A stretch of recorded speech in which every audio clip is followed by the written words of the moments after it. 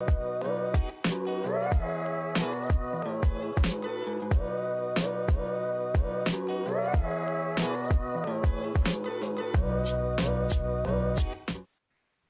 everybody. So it's amazing to see so many people here on time, which is nice. So tonight we're going to talk about designing inclusively, and we've got a load of stories, we've got loads of tips, we've got some tools, and all of it is designed to help you change society for the better. So before we get started, a little bit of housekeeping. First of all, I'm Charlotte. I'm a business design director at IDN, and this is my co-host Enrico. Say hi, Enrico. Hello, evening everyone, or afternoon or morning, depending on where you're connecting from. So have a drink, get some crisps, get comfortable, and we'll get started.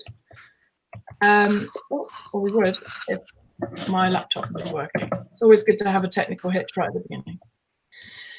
So for some people who might not know very much about IDEA, it might be your first Pi People event. So a tiny introduction to who we are.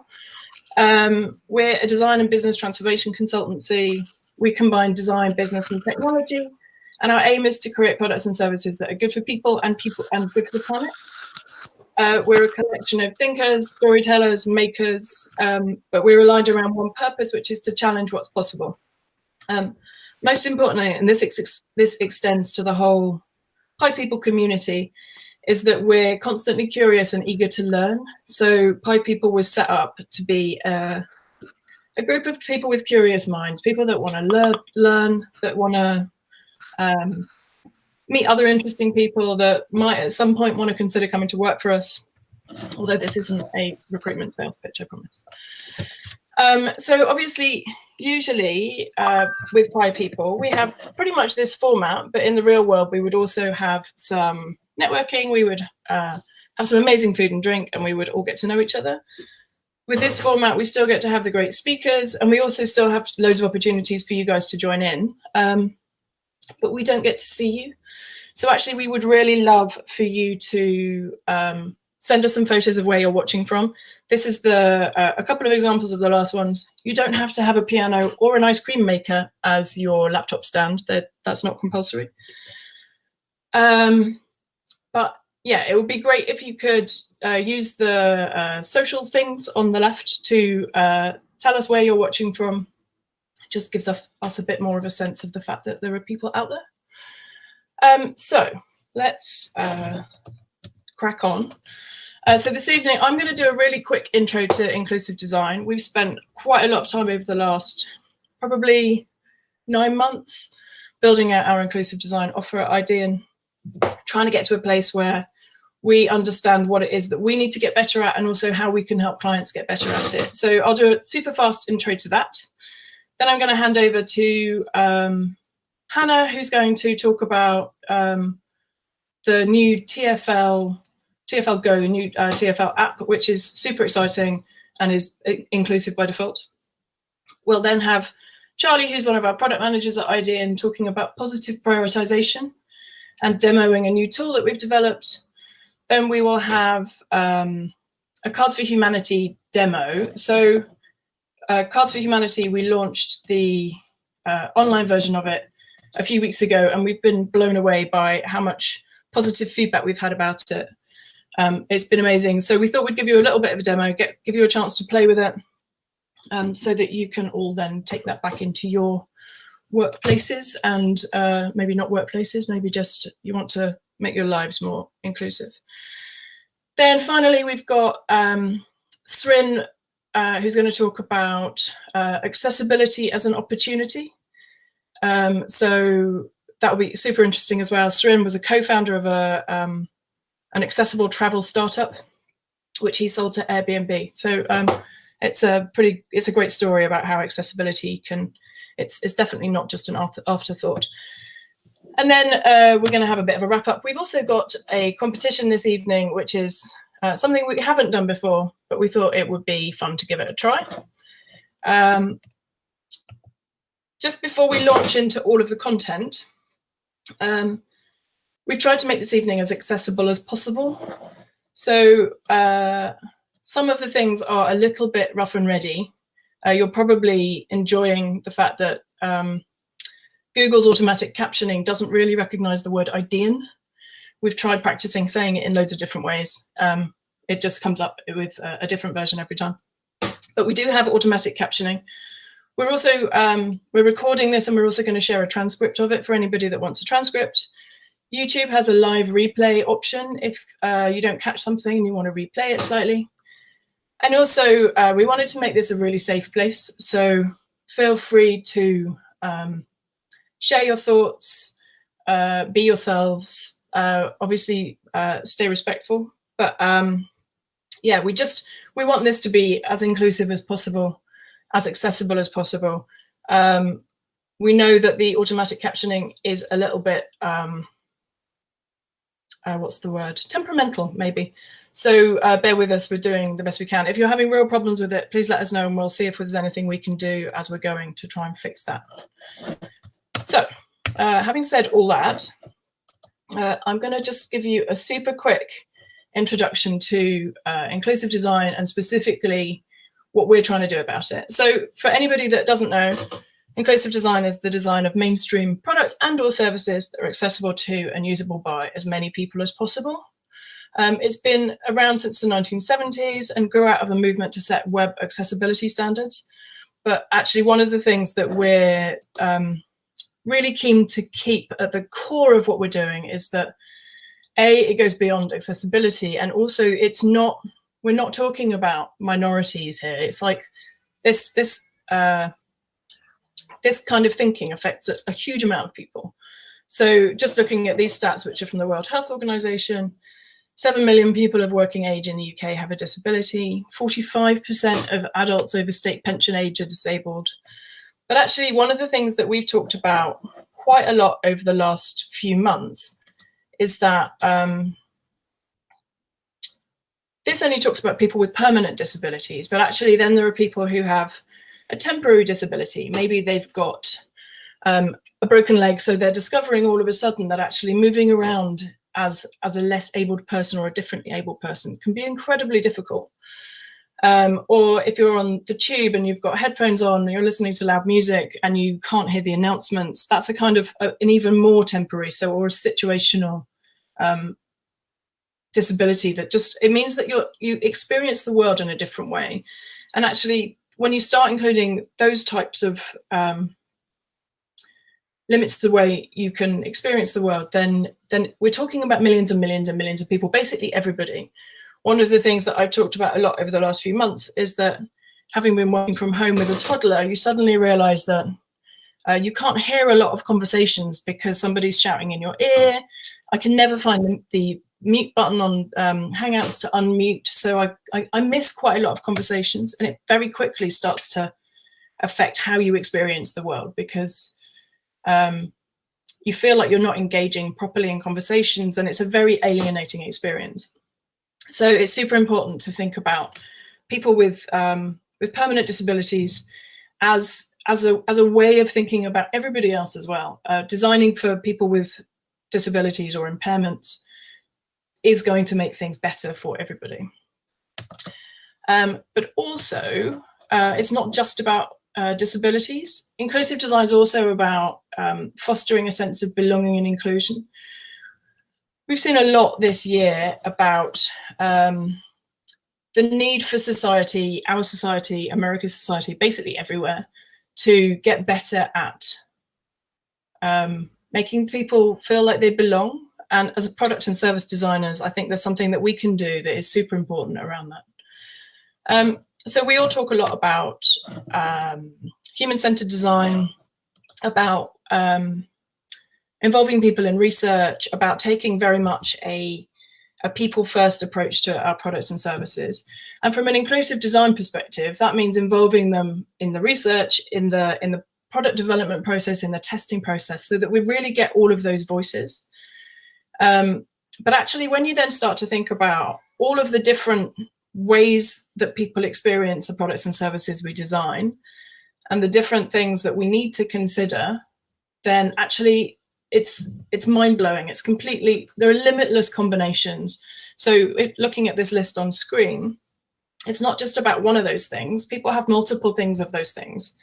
So you have somebody who is is blind, is bisexual, is 75, the way they interact with products and services that we're designing is going to be really different. And actually, we need to find ways to help us be better at that.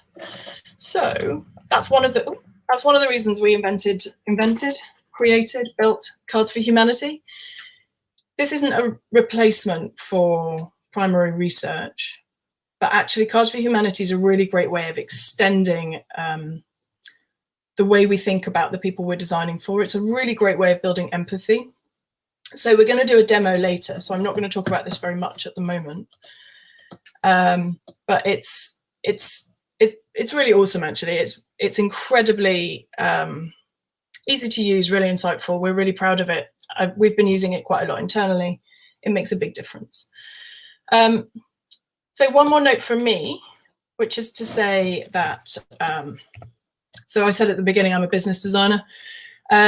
Inclusive design is a huge financial opportunity for all businesses.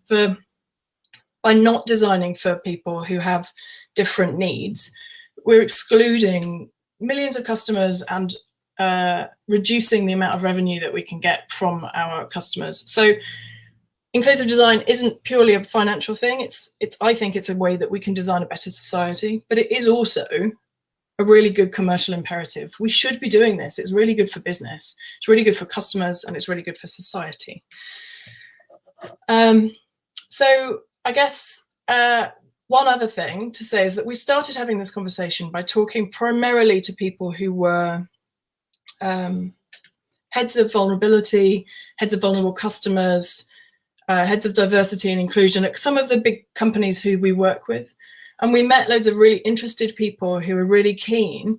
But actually what we learned is that many of them don't have, they don't hold budgets. They don't actually have the power to make those decisions, to really get those changes through. So one of the things that we've started doing is trying to shift the conversation to the people that do have the power to affect change. And that's basically you. So product people, designers, innovators, you basically get to decide what goes in front of the CEO for sign-off. So it's basically in your hands. We're doing everything we can to become more inclusive in the work that we do. We started out trying to sell in inclusive design projects. We're not doing that anymore because all our projects need to be inclusive. And actually there's no such thing as an inclusive design project. What we do is we design inclusively, and we're aiming to get better and better at that. So I've talked for too long already. I'm going to hand over to Enrico, and he's going to Hello. Yeah. I think this is a fantastic opportunity, and for us it would be fantastic to hear what you all have to say about designing more inclusively. If we reflect for a second, reflect about the moment we are in, there has never been a better time and a better moment to talk about inclusivity, to share our ideas in forum like this one, and also just very simply with our peers, with our communities, and in our workplaces. So I think it's great to have you all here. My name is Enrico, and I'm a product designer at IDN.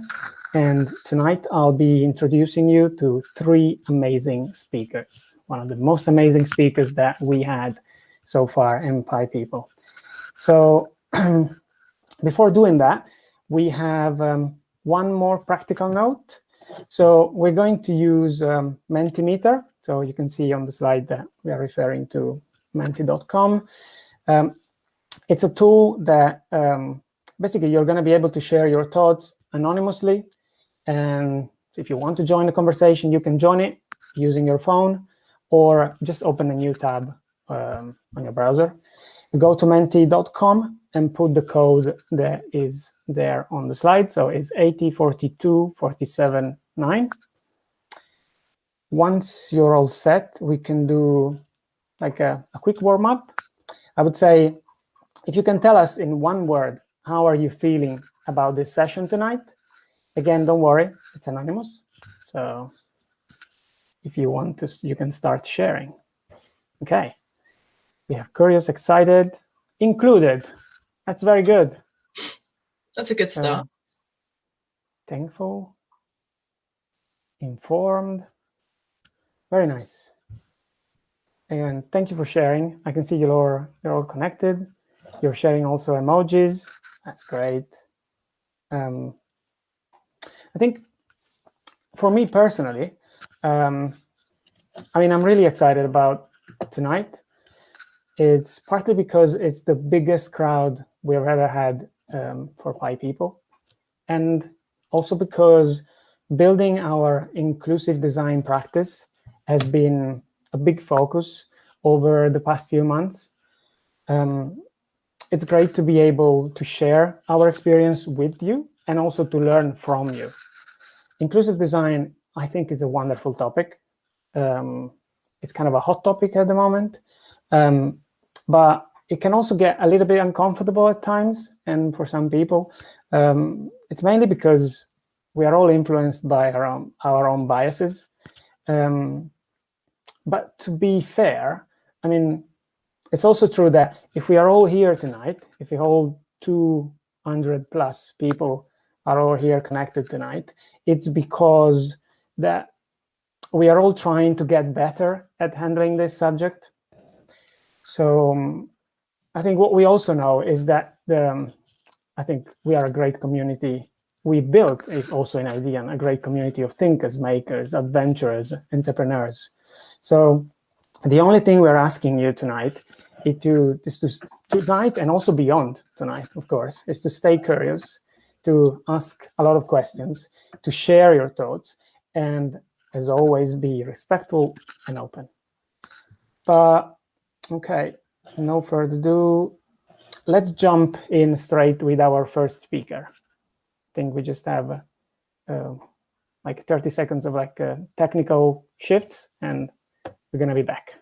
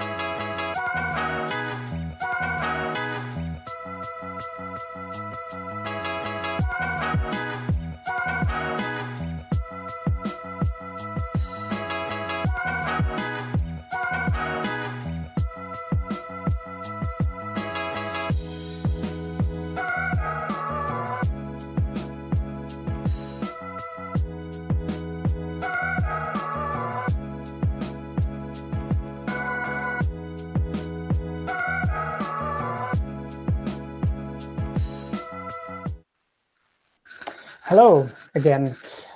So first speaker, I am delighted to introduce Hannah, Head of Experience at Transport for London. Hannah leads a team of designers responsible for strategy, innovation, and design across all digital channels.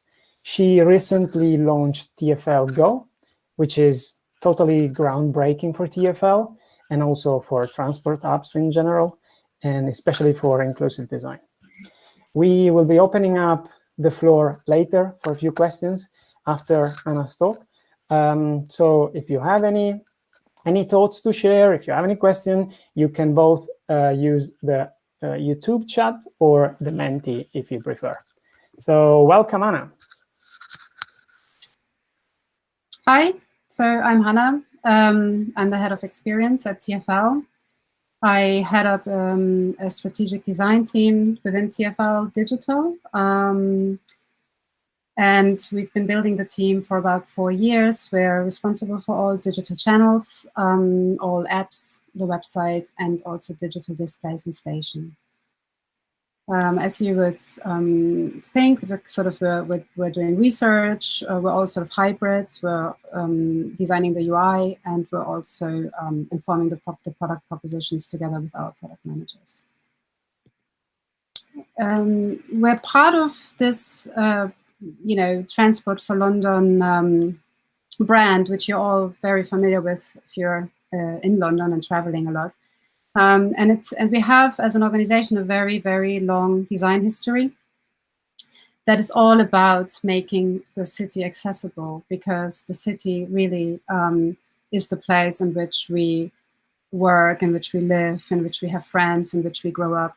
And it's part of our entire design history. So everything that we have within TfL that has to do with marketing or customer information is all focused on making the network a part of public life. As you can see here in this poster, so to travel more is to learn more, which is very much sort of at the core of what we're all about. This goes back all the way to sort of someone called Frank Pick. I encourage you to read up on him. He very early on sort of made sure that illustrators and designers and architects work closely with Transport for London. At the time, it was called differently, to encourage people to travel and to see it as an opportunity to explore the city. So it's very much about infrastructure being culture, rather than just a means to get from A to B. So here you can see several posters throughout our history, and I just wanted to show them because I think you're all familiar with this if you live in London, but it's just interesting, just a range of illustrators and artists that we got to work with over the years, including a Man Ray poster here. So transport is really about living in this major city and taking part in public life. Art on the Underground is part of this. And it's just important to note again that this is very unusual. So other cities don't necessarily have this. And it's about, again, taking part in the city's public life, bringing in the neighborhoods, bringing in the history, bringing in people, and just being aware of the fact that we spend a great amount of time on the network, on the tube, in buses. It's kind of where we live and where we spend our lives. Navigating this very big city is a challenge. And so making it inclusive and accessible has also always been part of our design history. As you're all aware, probably, the tube map was a very groundbreaking tool in that respect. So in the history of design, it's one of the major sort of communication design pieces that exist, because it took something that's geographic and turned it into a very accessible tool in this, that everybody could use. You could put it into your pocket and you would be part of London. I think this is very important also, to understand. So if you look at the very sort of northwest there, that's Amersham. That's very far out. That's really, really sort of in the Chilterns. But you're still a Londoner. You're still part of the city because you're on the tube map. Very soon now, we'll have the Elizabeth line and it will go all the way out and you'll still be part of London. So the tube map, in a way, makes you feel part of the city and allows you to go around and feel like a Londoner. And it's core to our history. Similarly, the underground roundel really made it possible for people to find underground stations and tube stations on the street. So, that signage system didn't exist. And it was very difficult to find underground stations in the past. And so, part of our history is all about wayfinding and finding these stations that you could use to get around the city and go very far and explore what you could do. Similarly, our typography and our typeface played a major role in making the transport system accessible. So there are these kind of really foundational pieces of design within our history that allowed everyone in London to start using the tube on a daily basis. So being inclusive by default, in a way, is already part of that design history. And it's interesting that it never really made it into the digital world. So it's very much part of how all the other design teams and all the other designers and working in TfL and with TfL have been thinking about inclusivity, but it was never really an aspect within the digital teams that worked with us. So when we kind of set out to build this team and to think about revamping and rethinking our products, we felt that inclusivity really had to be at the core and center of what we do, and that it should have the same place that it has, in all our wayfinding and all our other communication tools. So similar to what Charlotte just said, I think it's quite interesting, sort of when we're talking about inclusivity, there's a whole range of things. And so what we decided was to take a very broad approach in the first instance. So there is this very simple fact that sometimes things are hard to see, that sometimes being out there on the tube or on a bus is just distracting. It's too loud, it's too fast, it's too much. If you're opening up your phone on top of it, it's just confusing. Making sense of what you're seeing on the screen in conjunction with what you're seeing on the street or at a platform can be highly disorienting. It's sometimes just makes no sense, it's unintelligible.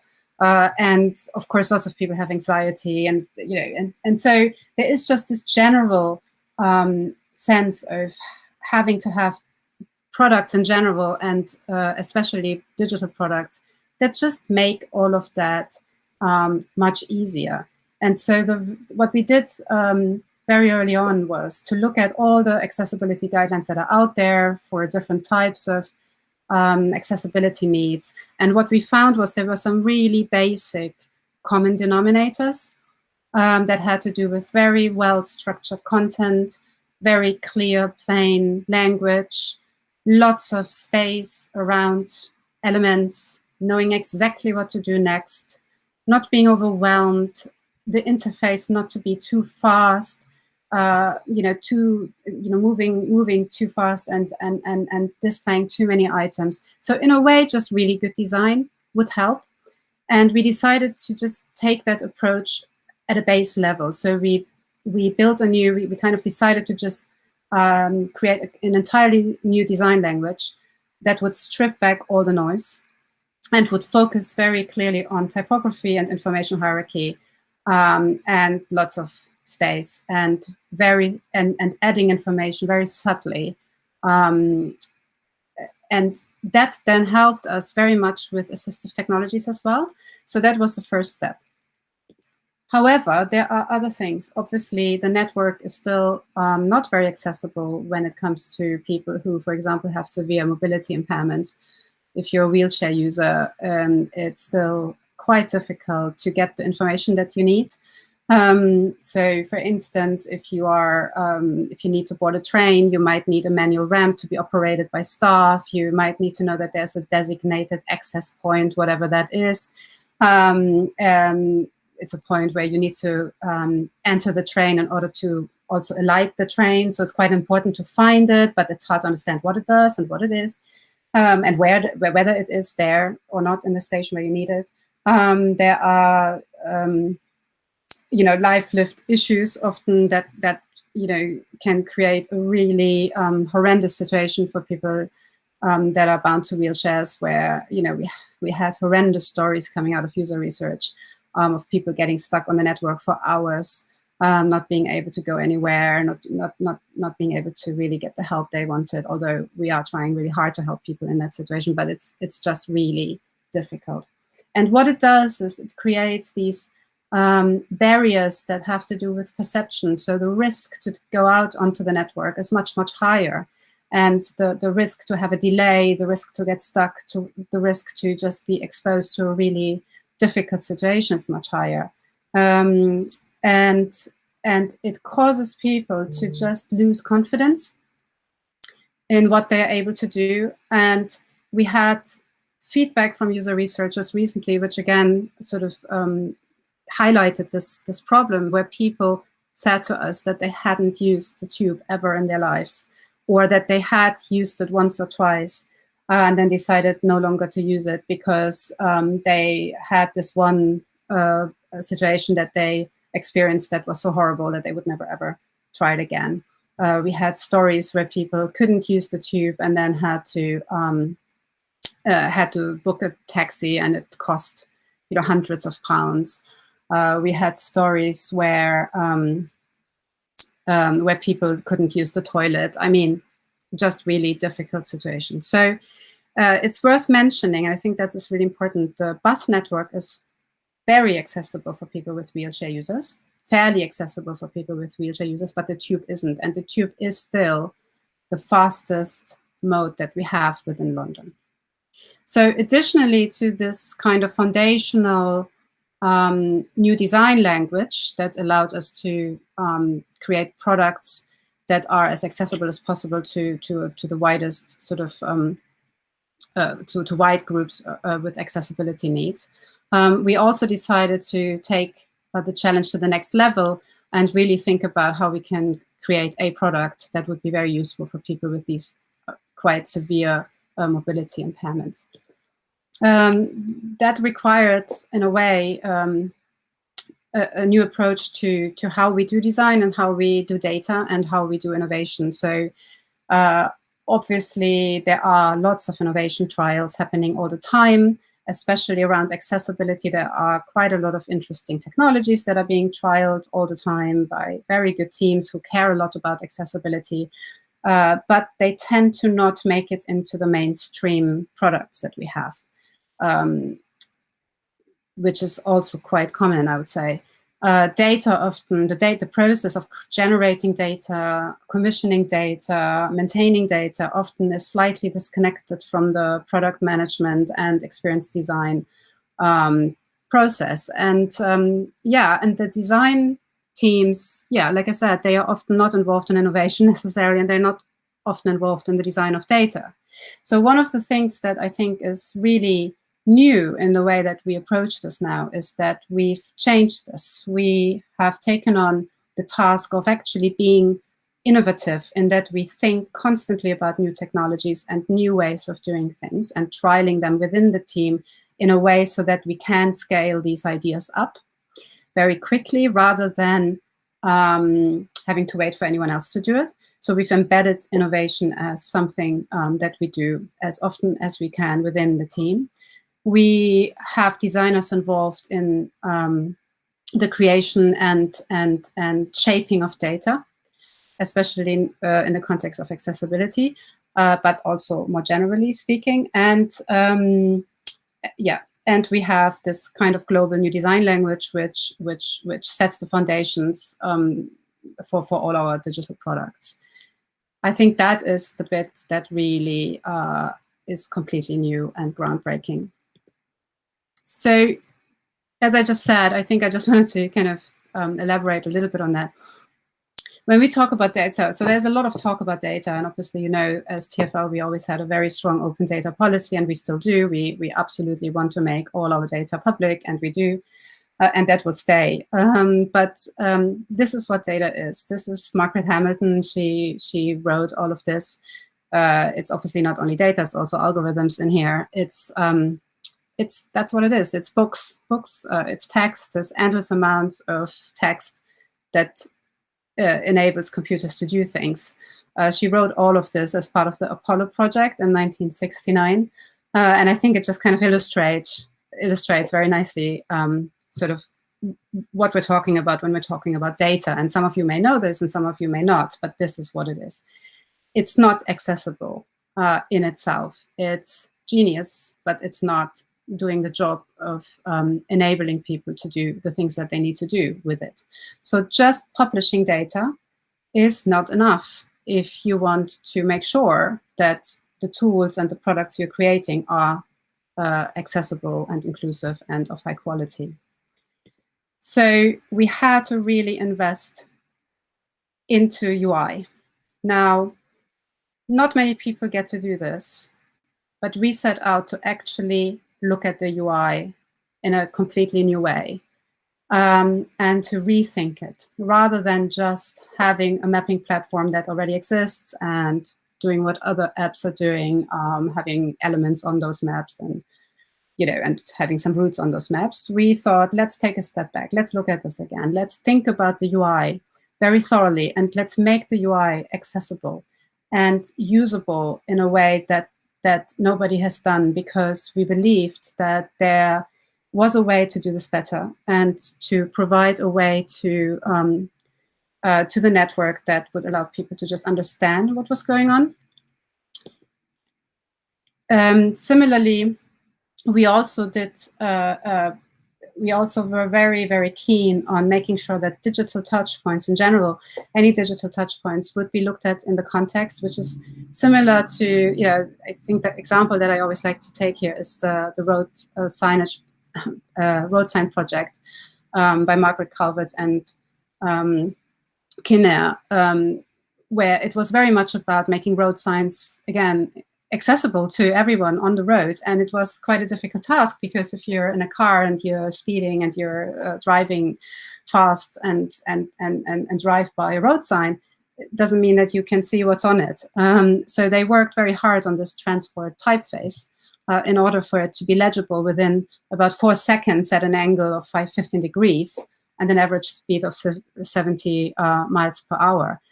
And that's the situation we're in, for example, when we're talking about digital displays in stations. So if you're thinking about the station environment and you're walking through it, you're spending maybe about 2 seconds, if at all, to look at a poster or a digital sign. And it might be crowded. So it's very important to get the information on these screens right and to make them work for people. So similarly, we needed a product that people could have in their pockets. Obviously, we until now only had a website. So we worked very hard on the proposition of a mainstream travel app that could work within the already quite busy environment that we're in, with lots of apps that are doing a great job in many ways. And so we developed a proposition for the proposition for TfL Go, which was to really assist people on the go and to be extremely inclusive by default in a way that nobody else kind of can offer.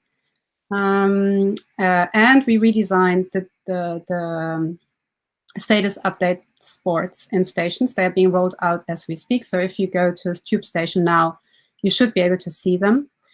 I'll talk a little bit about that later, what we did with these, but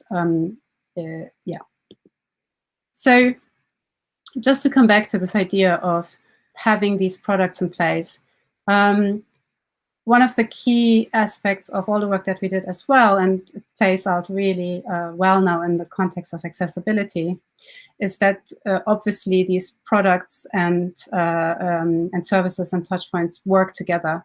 So if you are at home, you're not really traveling yet, you have lots of choices.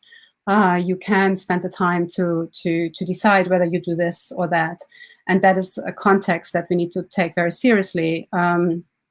So we have certain features and certain products that are designed to just deliver that planning and having choices experience. Whereas when you're getting to a station, your options narrow. You don't really have, a choice to maybe change your journey. You can't just go somewhere else now or take another mode. So you just have to take this tube right there that you set out to use. And so what can we do in that context, in that moment? Can we give you a choice? Can we advise you? Can we give you something that you could do next? So handing over and providing actionable advice. If you're already through the gate line, there's very little you can do. But can we still help you there with in-station wayfinding, for example? That's a topic that we're thinking a lot about. And what role would digital displays play in this context? And how could the app, for example, be hyperlocal and give you hyperlocal information? We're just at the beginning of this, but we're already seeing sort of ideas emerging now. And we're having, quite a lot of promising ideas, I think, in making this quite a well-designed ecosystem in the future.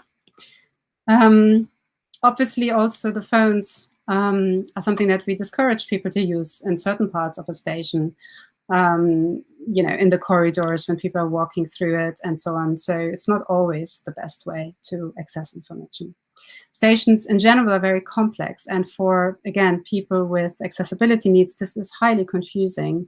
And it involves all sorts of things. First of all, of course, the lifts and whether they're working, and if they're not working, what you could do.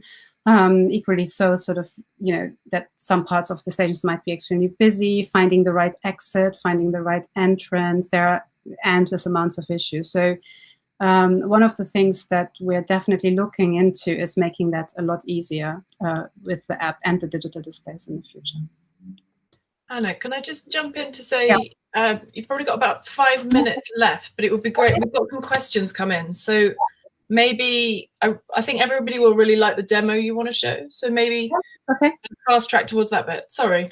No problem. So just very quick before I start the demo. The screens, I don't know if you know the old screens, but the old screens had a lot of information on them. Very shortly, what we've done with the screens is we've, the type is much larger. The information hierarchy now is localized so that you get only so it's first of all only the disruptions that you get. So we've kind of taken a lot of information off the screens, and you can look at them from afar and get the information that you need at a glance, which is a huge accessibility improvement. And we're also including live lift status on them. So that's kind of the biggest change. In terms of the app, what I wanted to show you, we took a design by John McGill, which is an accessible tube map that reducts all the stations, so takes out all the stations that are not accessible. And that's exactly what we've done in the app. And I'll demo the app as we speak. So let me just get out of here.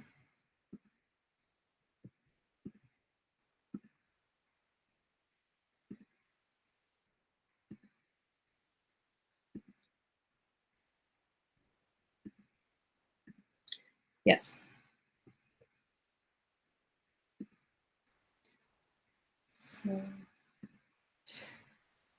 So let me demo the app and talk you through this real quick. So, the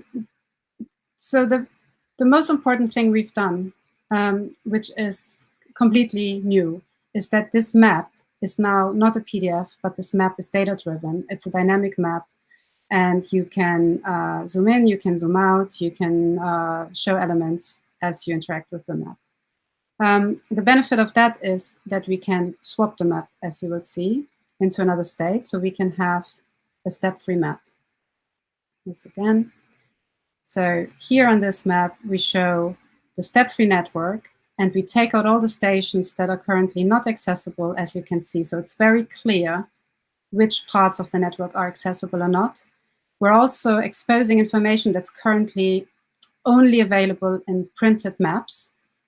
Those are the interchange-only accessible stations. So, for example, Oxford Street is a station that where you can interchange between the Victoria line and the Bakerloo line in one direction, but that's hidden on the normal tube map that you would see. Here, oh yes, I can actually interchange between these two lines, but you can't access it from the street. So that's very important information. We're also showing the stations that are only accessible in one direction, which is highly confusing often, and it's difficult to get that information. So here, Borough, for example, is only step-free northbound. And most importantly, we have included quite a lot of detailed step-free information, which again is is only available in printed maps at the moment. So we've digitalized a lot of that data. And you can now see whether there is a level access point or a manual ramp, what the gaps and steps are, and so forth, and you can report an issue. So it provides very detailed information, and again, in a mainstream app that everybody can use, and it's just simply there. There are many other things in this app. You can also plan a journey. Obviously, you can see a status board. So definitely download it and have a look. But given that I only have 5 minutes, I just wanted to also highlight that we crafted the voiceover experience, which is something that often gets lost. So I'll probably just talk you through that real quick rather than demoing it. But what we did was we suppressed the map in the voiceover experience so that you don't get confused, and we identified the core features that are in the app that are usable by people who use voiceover. They are planning a journey, getting the status update of the network, but most importantly, also getting the arrival times per platform. And that's very easy to access via voiceover. And so you could stand on a platform and get the arrival times of the next trains via voiceover. And there's really no other way to get that at the moment. Thank you. Cool. Thank you. That was really insightful, very interesting, the work you're doing for TFL. I think in the interest of time, we have maybe space for one question, and I'm just going to read it right now. So, Hannah, has the pandemic affected the way you design for TFL users? And if so, how? It's accelerated the product launch because the app allows us now to provide information to people quicker. And so we might have not launched the app as early otherwise. Cool, that's really good. I think it's a probably similar scenario for other companies as well. Yeah. But that's really good. Again, so next up we have Charlie. So if you can be patient and just give us a minute to do another switch, and we will be back in a minute.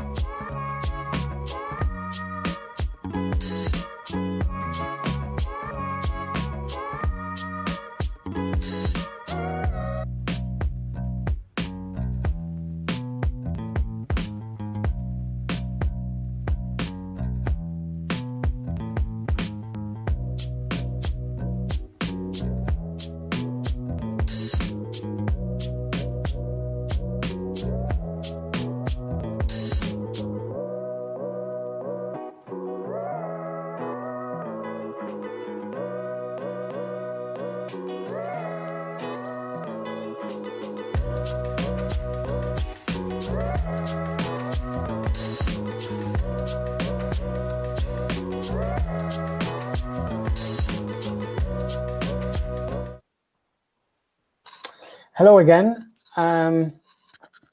So now we have our own Charlie. Charlie joined IDEAN at the beginning of the lockdown, and as part of our product team. And she has been right in the middle of all our inclusive design toolkit building, as well as doing some amazing work for clients. So Good work. Very well done. As a product manager, prioritization is close to Charlie's heart, and she's going to talk about how thinking a little differently about prioritization can have a big impact on keeping inclusive design front of mind throughout the product development cycle. Again, if you have any question, you can put them in the YouTube chat or in the Menti, and we will be able, depending on the time, but we will be able to ask as many as we can later on. So over to you, Charlie. Thanks, Enrico. And hello, everyone. I'm Charlie. I'm super excited to be a part of this event. And as Enrico said, I've been working on building out our inclusive design toolkit at Idean. And it's really great to have the opportunity to talk to such an awesome crowd about inclusive design. So I'll be talking about inclusive prioritization and also be demoing the Universal Score, which is a new tool we've been working on to help with inclusive prioritization. And then I'll just finish up by talking about some ways in which we can start to measure success.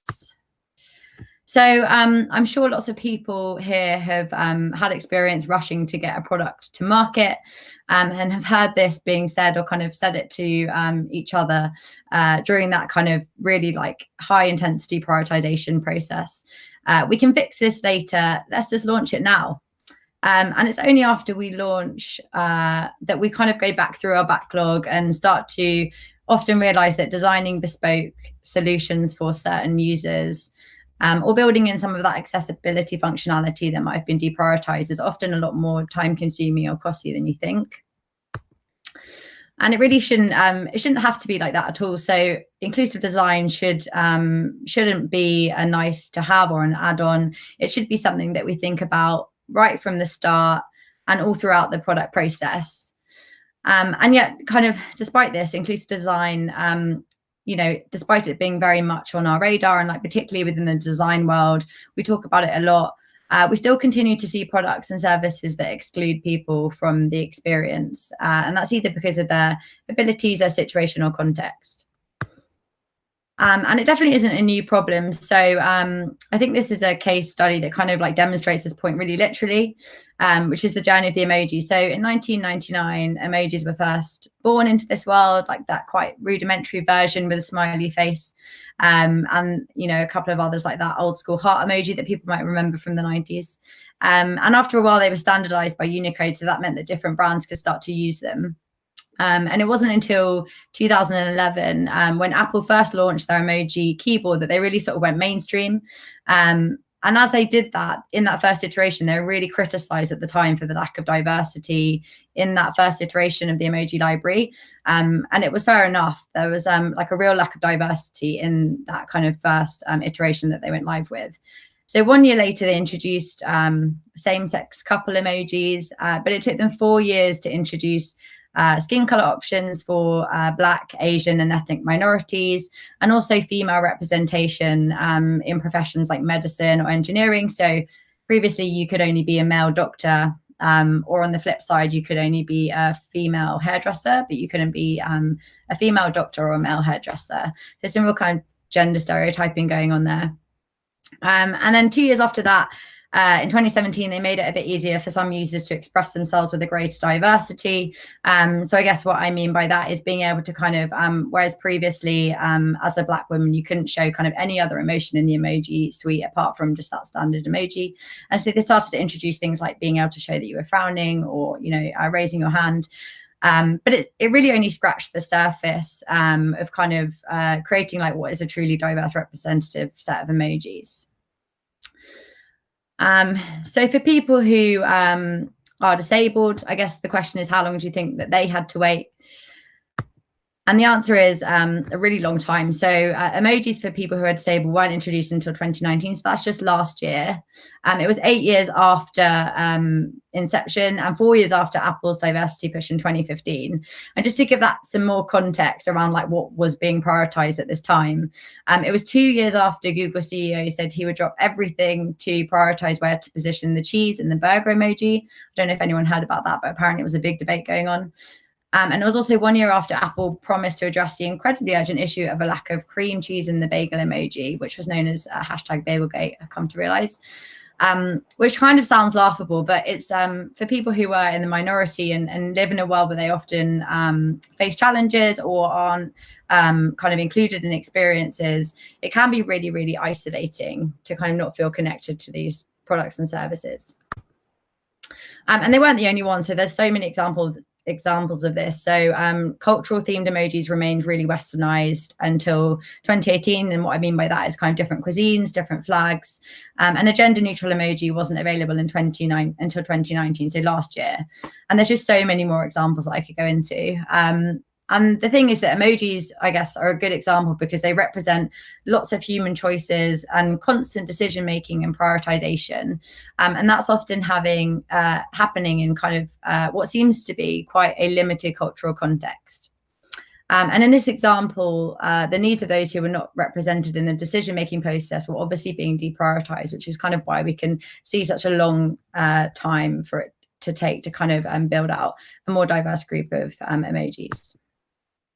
So let's take another example and look at the government's response to COVID. Over the last sort of 6-7 months, kind of governments all over the world have been providing financial aid to lots of people who are struggling either because they've lost their job or they struggling to pay rent. And that obviously is a really great initiative and it's really important. But to access the support in lots of places, you need to complete an online form. And so for many people who are lacking in digital literacy or struggling with maybe zero access to the internet or limited access, or with kind of otherwise unmet accessibility needs, they haven't been able to access that financial aid. And they also haven't really been able to do things like basic banking needs, you know, like just checking your balance or trying to pay a bill that they might have been going into the branch to do. And it's often people that are really vulnerable that are the ones who are kind of really struggling to access these types of things. So where are we going wrong is the question. The reality is that I suppose a lot of it comes down to different priorities. And this is, even though this is a quote from a while back, I think it sums it up quite nicely. So Gandhi said, it's not just words, actions expresses priorities. And when it comes to inclusive design, we talk a lot about our intentions to design more inclusively. But when it comes to actually embedding inclusive design into our processes, we definitely lack the right tools, or teams lack the right tools and frameworks to actually take action to design more inclusively. And a big part of that is that organizations have been using the same sorts of frameworks to, I guess, state their priorities and decide which idea to choose over another. And it usually kind of goes something like this. So we sort of end up asking questions like, does this idea solve the needs of our target audience? Does this idea support our business strategy, or is it, you know, differentiated from other products in the market? So if you're sort of a tech savvy millennial or Gen Zer, which is so often the target audience that kind of we get for our clients, it's great. But for everyone else, your needs are definitely going to be deprioritized in that process. And that's just not great. And while they're all sensible questions to be asking, we're missing a crucial question, which is, will this idea allow everyone to access, use, and enjoy the experience, regardless of their ability, situation, or context? So by sort of not asking this question or not thinking about this kind of explicitly, we're sort of intentionally or not deprioritizing certain needs over others. And as a result, we're excluding some people from the experience, and often those who are the kind of the most vulnerable and need us the most. So as a result, I think it's often kind of ends up being the case that teams build in accessibility functionality, kind of like just pre-launch, or sometimes, I guess, retrofit certain features once the product is live, to kind of negate the fact that perhaps that original idea wasn't really inclusive of lots of people. But then often what happens is, I guess, lots of these things are deprioritized just because of competing priorities often set by the business. So things like budget or time constraints. And in the case of Apple's emojis, I think where people had been constantly giving them feedback that, that they needed to kind of expand on what they already had, it just felt like a little bit too late for lots of people. So if we want to increase the chances of inclusive ideas making it through the product funnel, we need to sort of re-examine what our priorities are and take action to express those priorities. So this is something that we've been thinking a lot about at IDEON recently, and we've developed a framework that we're calling the Universal Score. So I'm just going to jump out now and just demo this to you.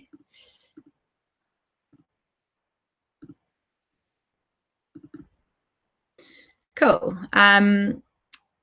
So the Universal Score is a tool to encourage inclusive prioritization. So this started out as, I suppose, a matrix in Notion, which is our internal wiki, that we created to kind of like start to think about more inclusive questions that we can ask ourselves when prioritizing ideas. And we've tested it with some project teams, and we got some really useful feedback. And thanks to the awesome designer Eva and awesome developer Sid, who've been helping build this out into a prototype, we've created a kind of a first iteration of an interactive prototype. So I'm just going to go through and demo how it works. So the idea is that you can run your idea through our inclusivity filter and find out just how inclusive they are. So there's 4 questions that we're asking. The first is around whether or not the idea promotes mental well-being. And so we've got some provocations that we've included here to sort of help teams think about this in different ways. So does the idea kind of remove ambiguity to reduce the level of worry over what will happen next? Does it steer away from creating an unnecessary sense of urgency? So things like countdown, timers, limits, things like that can be super stressful. And does it allow for mistakes? So a lot of that is just good design, but it's particularly important for people with anxiety and for kind of encouraging mental well-being. And we've included here just a link out to some more resources so that if kind of you don't feel like you know enough about this to score it, there's some like places you can go to inform yourself on this section. And for the purpose of this, I'm just going to score each of these as a 1, which you'll see in a minute why. So the next question is around inviting belonging. So thinking about questions like, does it incorporate visual elements that strive to be more inclusive and less stereotypical? So thinking about like gender neutral colors and things like that. Does it rely on cultural norms that might not be shared by all of your users? So like language and humor and those things are quite interlinked. So sometimes humor doesn't translate into different languages.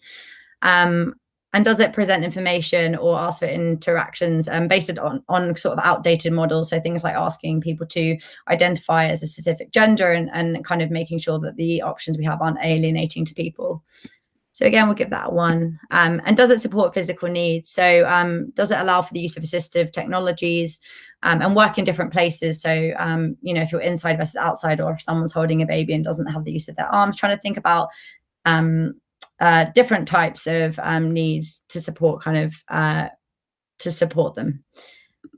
And just moving on to the last question. So does it accommodate neurodiversity? So what I guess we were thinking of here is people with shorter attention spans who, you know, might need kind of minimal screen time or to get through a process quicker and like different levels of friction to help people with impulsive behaviors. So let's just score the last one. And here it will give you what your universal score is. So it's 4 out of 20. I scored it super low just for the purpose of this demo. And here there's just some suggestions for what you can do to raise your game. So things like, could you set up a co-design with a more diverse group of people to kind of take part in the process? Maybe revisit your design principles to think about designing for anxiety.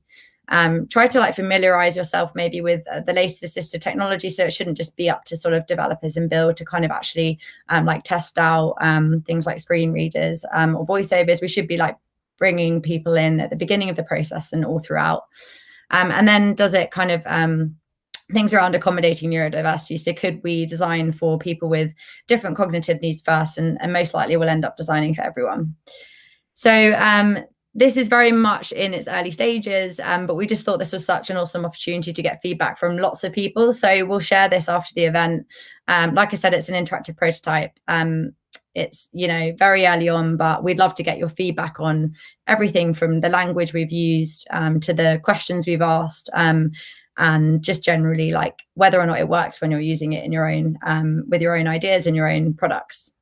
So we'll share this afterwards along with the email that we send out. So I'll just jump back quickly just to wrap up. I'm conscious of time, so I will try and hurry along a little bit.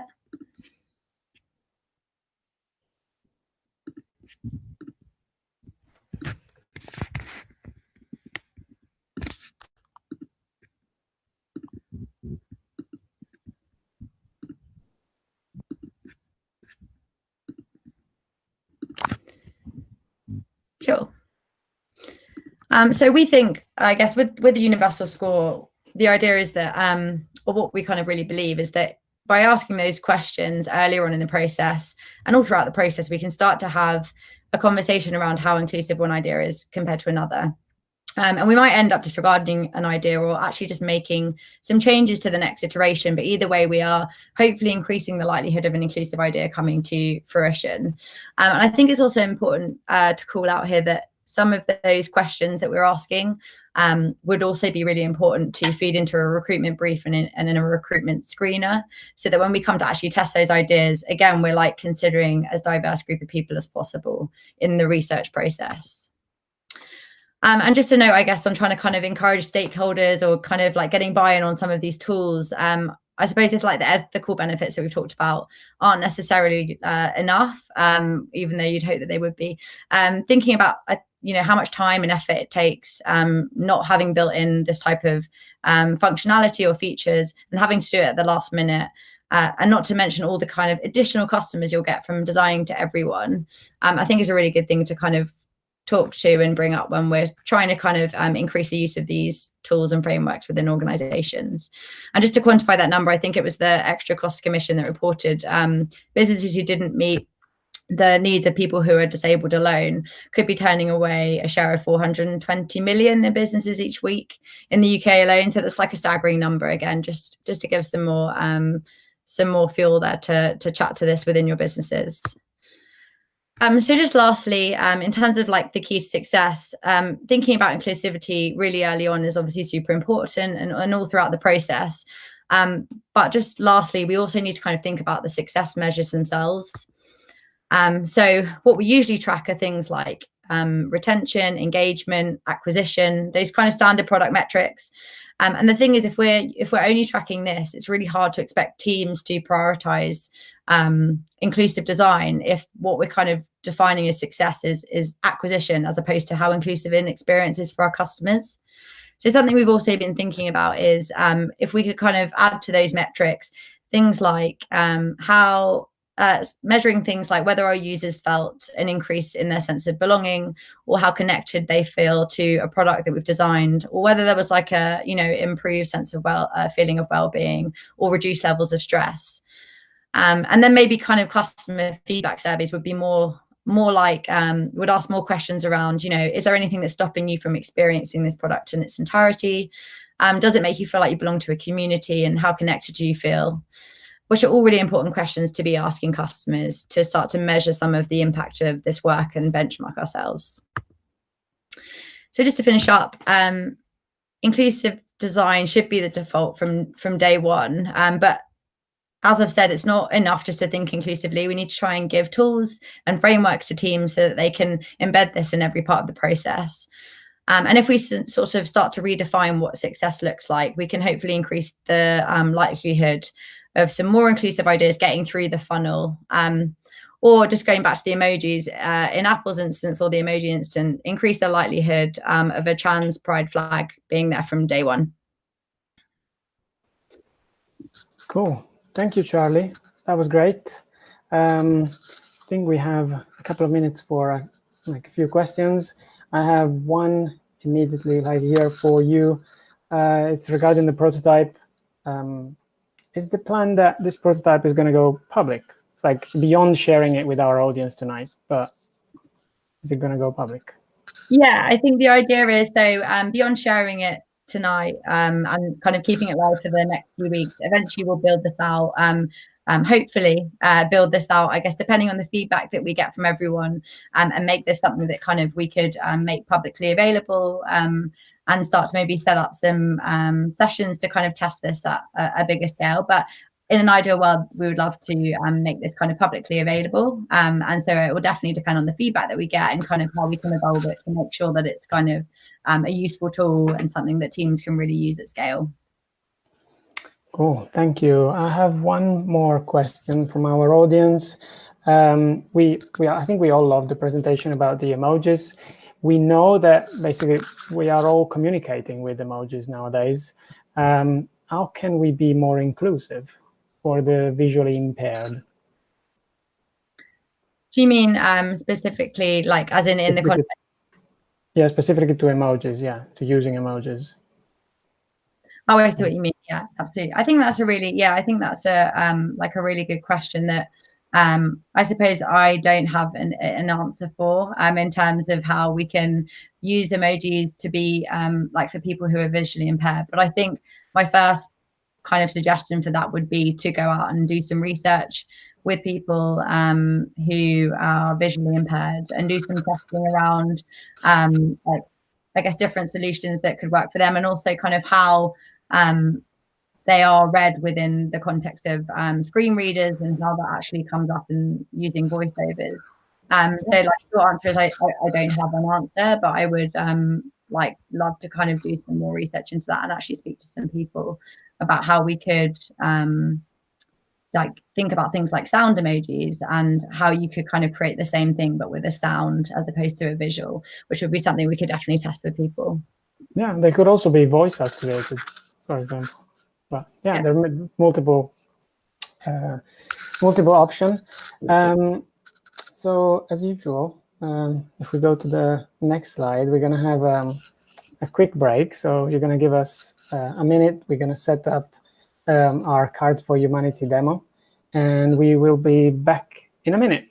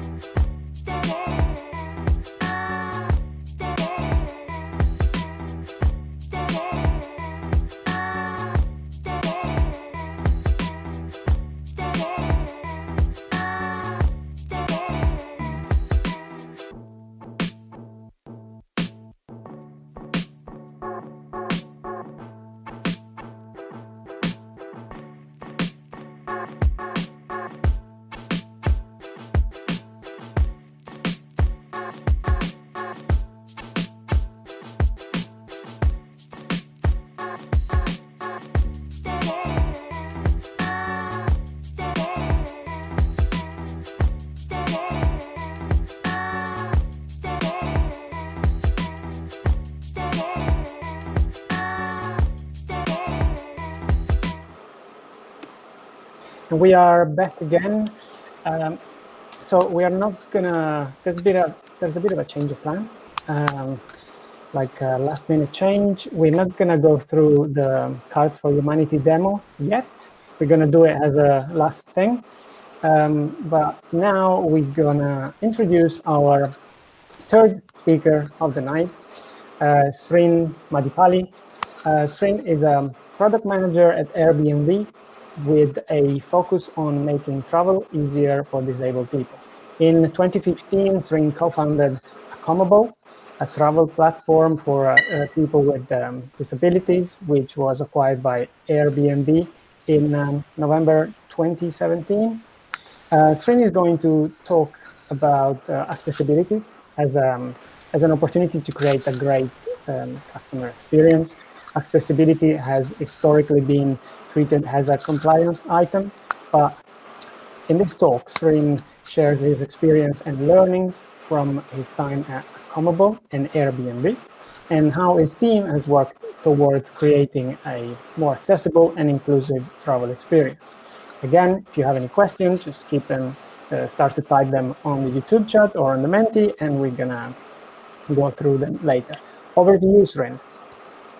Super, thank you very much. And Hi, everyone. So I'm really excited to be here today to share a little bit more about what we did at Accomable and then at Airbnb. I'm really hoping that, based on sort of a very abridged version of about sort of 6 to 7 years of experience in the space of the next 15 minutes, hopefully can demonstrate a case study of how focusing on accessibility can be a really great business opportunity and an opportunity to create a great experience, but also the fact that it can be done, and there are hopefully some learnings for you all today that you could take to your respective organizations for baking accessibility in. So as Enrico mentioned, I am the product manager for accessibility within the homes part of Airbnb. A couple of gigantic caveats before I start. Firstly, I am actually leaving Airbnb in the next few weeks. So I'm sort of beginning to step down from my role. So a lot of the things that I'm sharing have been sort of work that we've done in the last year or so. And secondly, accessibility is a huge area. And because we are quite short on time today, I am focusing on one area of our work, which was around building an accessible travel experience. And actually really nicely builds upon some of the work that Hannah has been doing at TFL, relating to how do you take the real world, which can often be very inaccessible, to make sure that in a digital world, people understand what exactly they are going to. But first, I'm going to give you a bit of a backstory to myself and how we started Accomable. So firstly, my name is Shrin, as mentioned, and I share this photo for two reasons. Firstly, to prove that I once had long hair and good looks. The second reason is that about a week after this photo was taken, I was diagnosed with a disability called spinal muscular atrophy. So it's a disability I've had all my life, which means that I've never been able to walk. I've always used a power wheelchair to get around, and I've had a team of support workers and carers who help me around the clock with all of my day-to-day needs.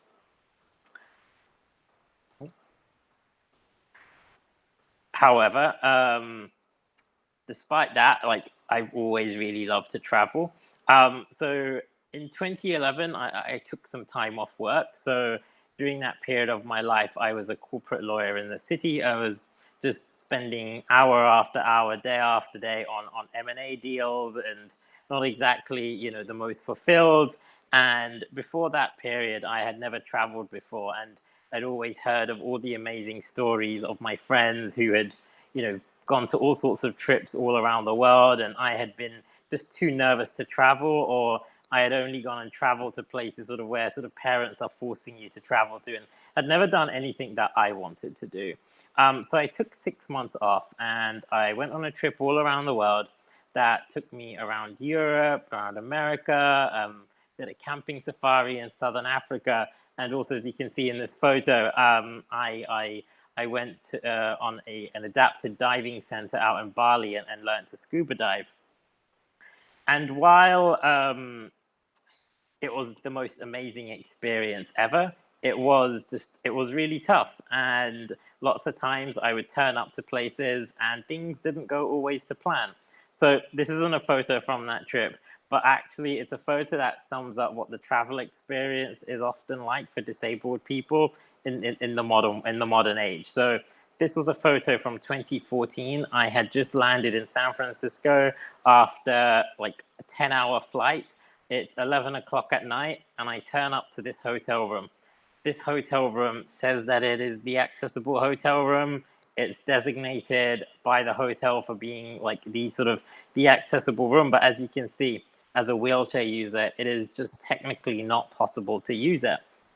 And that evening had to go all around the Bay Area trying to find somewhere to stay at 11 o'clock at night. And it was all those experiences that planted the seed that, hold on, travel tech can do so many different things. Why is it still an absolute nightmare to find accommodation that is easy to stay if you have a disability?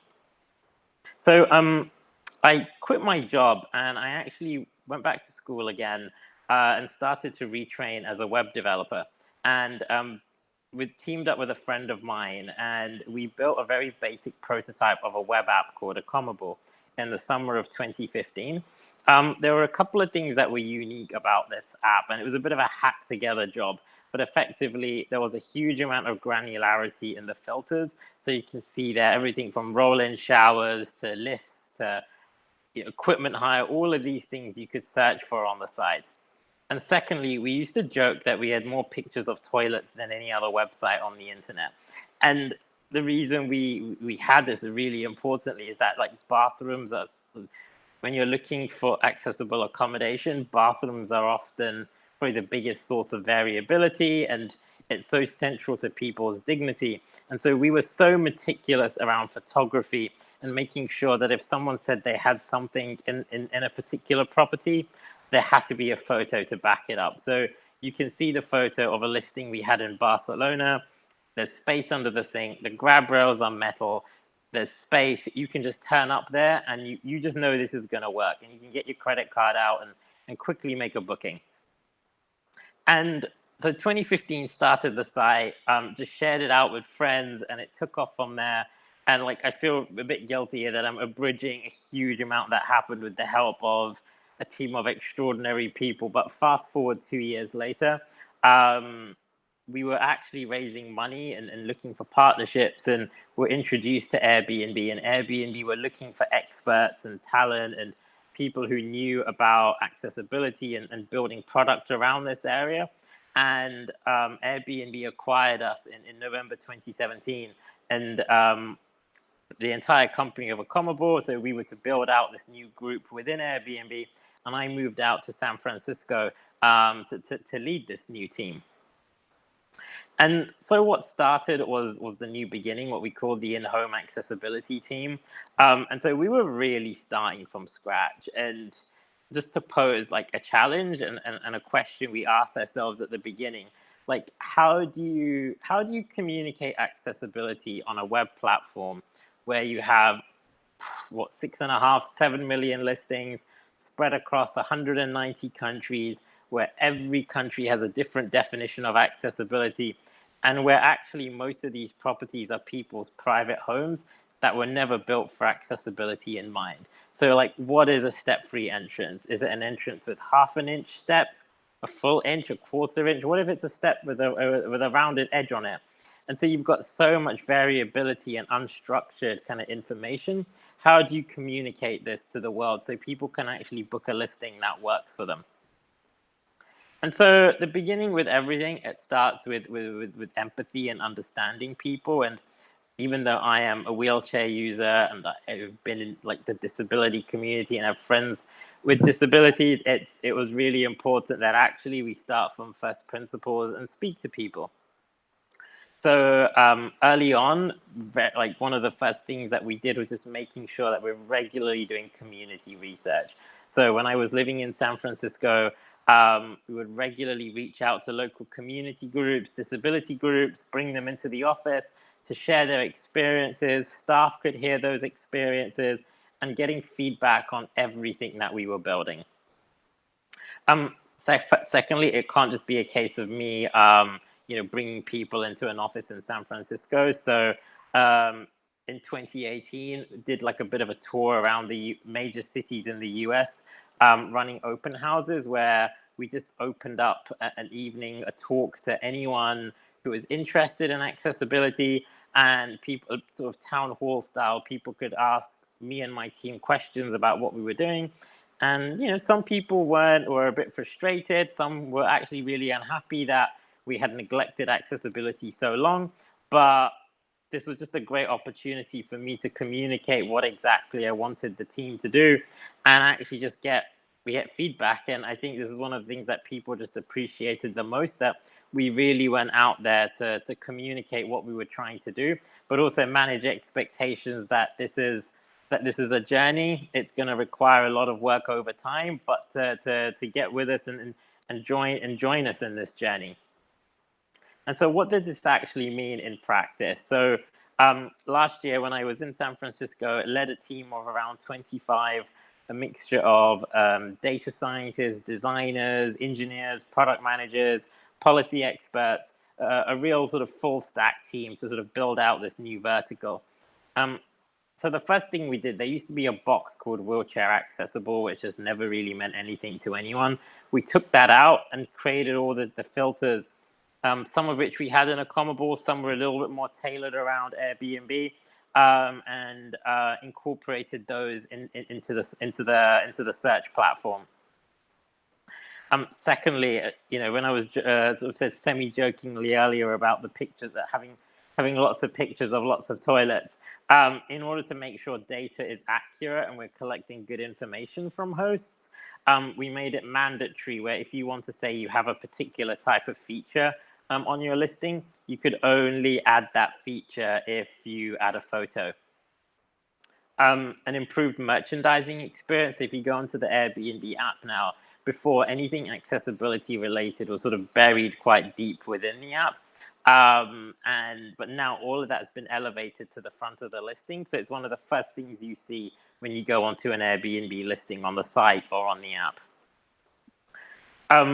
If we know that you have searched using an accessibility filter and you've made a booking, you'll then get a questionnaire from us afterwards asking you to kind of comment and provide feedback on that information and whether it was accurate or not.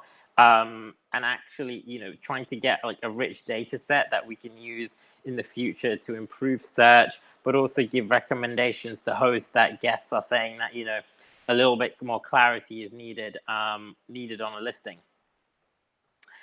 And again, talking about photography, it is like really hard to know whether a listing has something. Like the photography is key in a lot of instances. And so we did a pilot project. Unfortunately, it was put on pause just before COVID. Hopefully it's something we can do again. But we ran a pilot project towards the end of last year where we were working with disabled people who were unemployed and paying them to actually review photos and review listings and providing feedback to hosts on how they can improve that listing. And again, it's just a photo of somebody in action doing a review for us. And if interested, this is just a quick shot of what the tool looked like. So somebody would see the listing, and again, it was just some simple questions about whether the information was actually present. And then finally, even though like product is just a part of what we do, there is a lot about community engagement. So Airbnb is sponsoring both the Olympics and the Paralympics till 2028 as a tier 1 sponsor. So part of the reason I was able to come back to London in January was as part of a rotation to help build out the partnership with the Paralympics. And also we are a signatory to the Valuable 500, where it's an executive level commitment around accessibility and disability inclusion. And then the final sort of piece of this is around like host education and educating sort of the wider Airbnb community.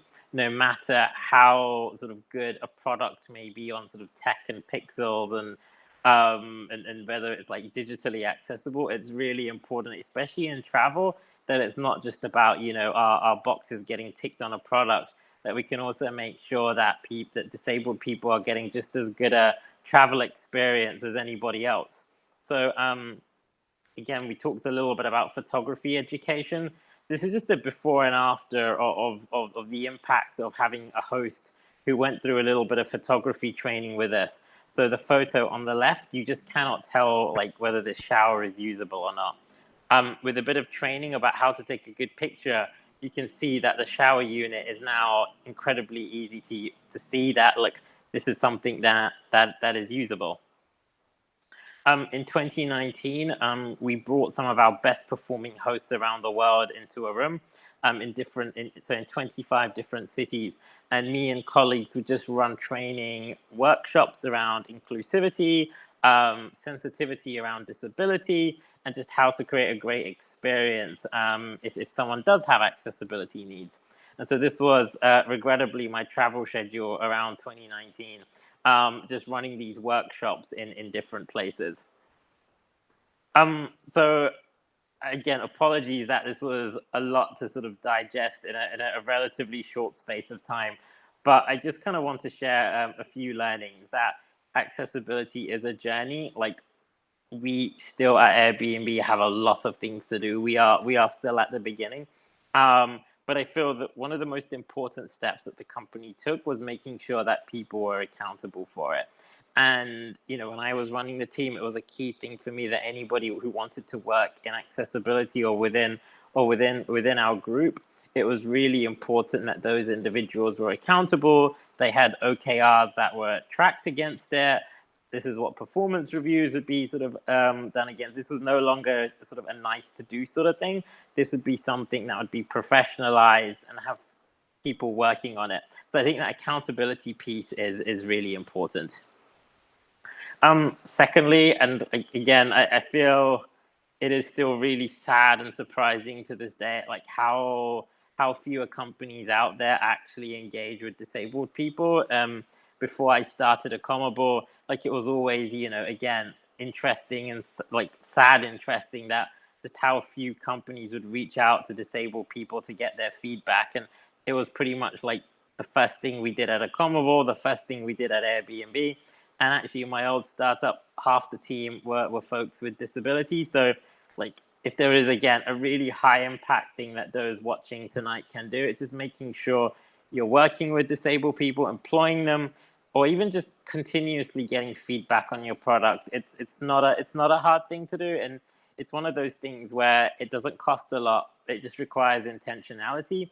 And if you are getting feedback on your product, as product managers, it is the feedback from focus groups and user testing sessions that often gets, you know, prioritized more than other forms of feedback. So just having that feedback in a product development process is just a very easy but high impact, low cost way of making something more accessible. And then finally, again, this one's it's really important to me that we do see accessibility. As an opportunity to create a great experience. So many of the features that you saw that we've launched, like, even though we've built them for the purposes of accessibility, we think that they can be used by so many other user segments, whether it be, I don't know, parents with young children or elderly people. There's so many other customer segments that will find that information really valuable and useful. And so it's really, I think, really important that we see accessibility as something that is an opportunity and not just something that we do because, look, we're scared of people getting angry or lawsuits or as a compliance item. And I think when it's framed in the positive, I think it becomes much more institutionalized within the company and just has more impact in the long term. And so, like, thank you very much. Like, you know, happy to follow up with anyone if they have any questions now or afterwards, or reach me on LinkedIn or whatever. And yeah, it's something I'm super passionate about and love to be able to help in any way I can. Cool. Very, very good. Very interesting, Srin. And I think we share your passion about this topic. We have one quick question in the interest of time, because I know you have an hard stop in probably a couple of minutes. So Fraser is saying, what's the main difference between accessibility and inclusion? Is one easier to design for than the other? Yes, and I wouldn't say that one's more difficult. I think they are slightly different things. I think sort of the inclusion is probably more of like a mindset and a culture within the organization, that people don't see sort of minority groups, or actually I don't even think it's a minority group, but they don't see people outside of the core segment as just a bit of an afterthought. I think some of the things specifically around accessibility can be a little bit more tactical. It is, you know, is the product built in a certain way? Is it communicating the right information? But I think you can only do accessibility well if there is a culture of inclusion within the organization. Oh, that's a very good answer, I think. That's great. Thank you. So Srin was our last speaker, but we have one more thing to show you, is the Cards for Humanity demo. If you can just give us a minute, we're gonna be back with the Cards for Humanity.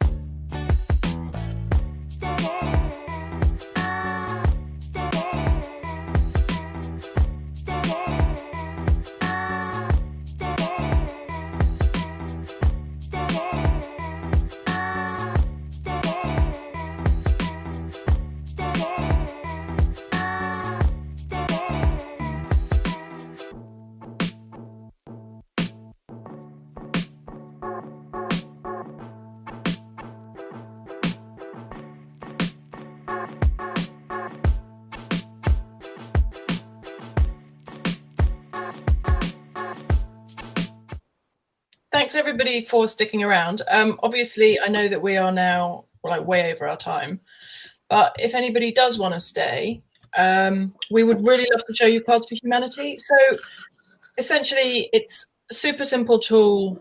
I'm just going to jump in and show you actually. For it to work, what we need is a problem. So we have a fictional problem for a fictional supermarket, but we all know that supermarkets have seen huge changes this year. So what we'd like you to keep in mind for the next 5 minutes is think about how supermarkets could make their weekly shop more inclusive for their customers. So I'm just going to skip over to Cards for Humanity. Hopefully you should be able to see that by now.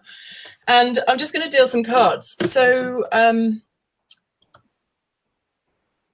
it's thinking. Okay. So the way Cards for Humanity works is it pairs a person and a trait of some kind. And there's loads in here, although actually our next step is to build it out even more so that there's even more variety, more breadth, all of those things. But in this example, and I'll deal a new pair for when we're actually doing the demo, but in this example, Catherine is 65, is easily distracted, and has arthritis. So in the tool, you then just flip the cards to see that person's needs. So I've already forgotten what Catherine said. Catherine is easily distracted. So it can be difficult to hold some people's attention. It can be challenging for people to remember key information. Some people need more orientation in a process so they know what step they're on. And this is a massive spectrum. So some people, everybody actually in today's society suffers from continual partial attention deficit because we're so used to skipping between things. But for some people, it's a much more extreme issue. And then on the other side, having arthritis can make physical movement painful and difficult. Complex or cramped digital user interfaces can be hard for people to use. And arthritis isn't just a problem for older people, it can affect young people as well. So I'm going to deal a new pair. And what we'd love you to do is in the chat, think about how for this person, so Mike is very independent and is deaf. Think about how for this person, supermarkets could improve their experiences to make them more inclusive for Mike. So I think one thing to think about as you're going through this is remember to think about Mike. There's loads of things that we all want to change about supermarkets.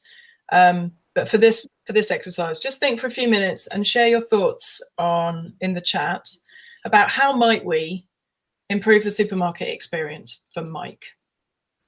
Enrico, have I forgotten anything? No, absolutely. I think our audience, if they can share their thoughts in the format of how might we, that would be great. And they can do it in YouTube or Menti. I'm just going to turn the cards over so you can see some of the things that you might want to consider. But yeah, just start sharing your ideas, and we'll read out some of them as we go through. I will just make sure that the Menti thing is still working. So I've seen that we've got a suggestion for visual announcements instead of the audio ones. That also has just reminded me to say this can be on or offline supermarket. It doesn't need to be just in person. Obviously, there are different, there's online and offline have different affordances for people, but also different issues come up in those experiences.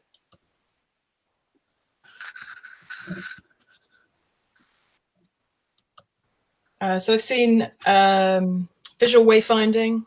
A new till opening up should have a green flashing light along with verbal announcements, which would stop the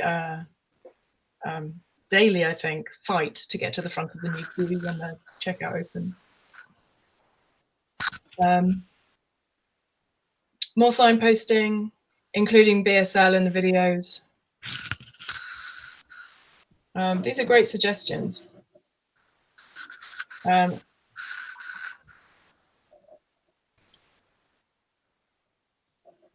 So I guess as well as thinking about things for Mike's deafness, also thinking about his independence. So how might that impact the way that he experiences the supermarket, again, whether that's on or offline? And also think about the whole end-to-end experience. So finding the things you want, checking out, paying for them, getting the food home. So if you're in store, is there anything that we could do around the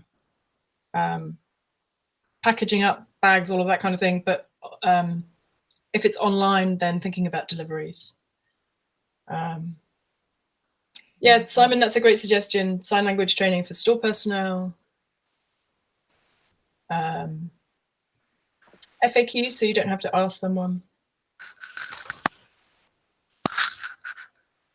So there's some really cool things there. I think for those of you who are still with us, and I thank you very much for staying, I'm going to deal a new pair just because one of the things about Cards for Humanity is that it works best when you kind of layer up things. So you would spend some time, probably slightly longer than we have, thinking about Mike, and then you deal again. So now we've got Verla McPeters, who is 95 and is disorganized and has received bad news about a loved one.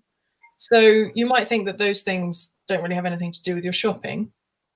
But thinking about the supermarket experience, again, on or offline, how might you change things for Verla to improve the experience?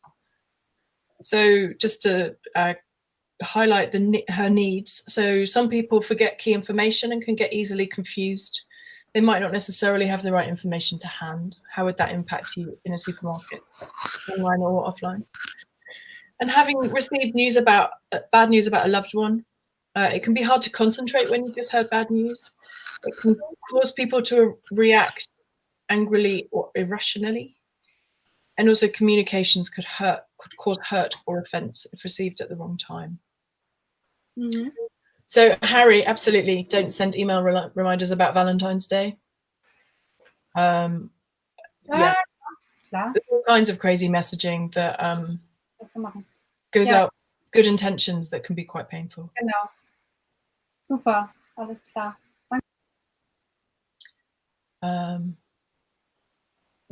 Any more suggestions for Verla? How do you remind them about expiry dates of products when they...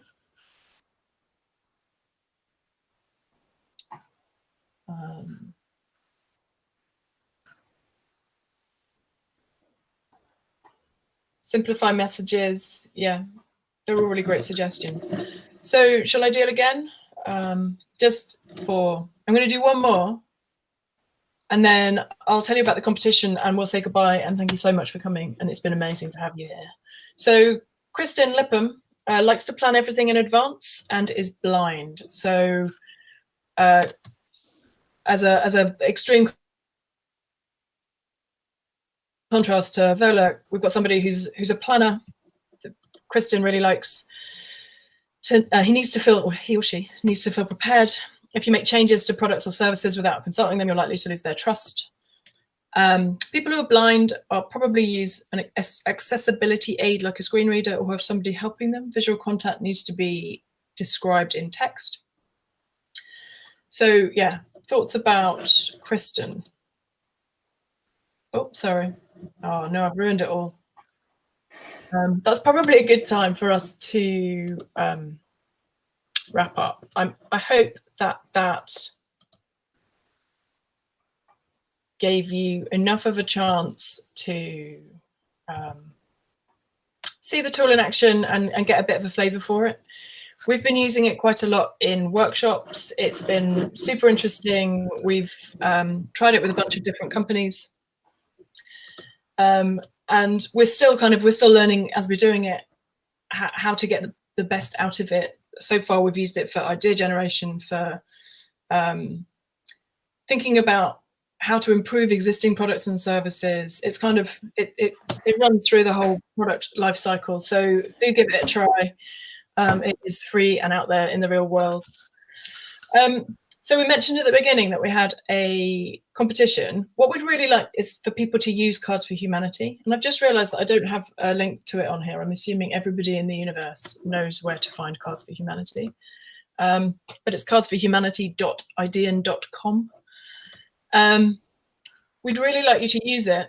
And so to sort of nudge people into using it, if you can use Cards for Humanity and then post something on Twitter or on LinkedIn using our @Idean UK or #PyPeople, or both preferably. Tell us what you're using it to do. We just really want to hear about it, basically, and to get people using it and embedding it in their day-to-day work. So the prize is we've got 5 physical packs of Cards for Humanity, which we printed pre-pandemic, and they're really beautiful. And actually, one day we hope that we will be able to have physical workshops again. But we're going to pick the winners at random, and we're going to send a follow-up email about this event anyway, so you'll get more details on this. But it will be great if you can get posting, get sharing. You might get to win some cards. And I think that's it. So I think then the only other thing really to say is thank you so much for coming and for staying all the way to the end. And we'll see you at the next one. And yeah, it's been great. Thanks so much. Thank you.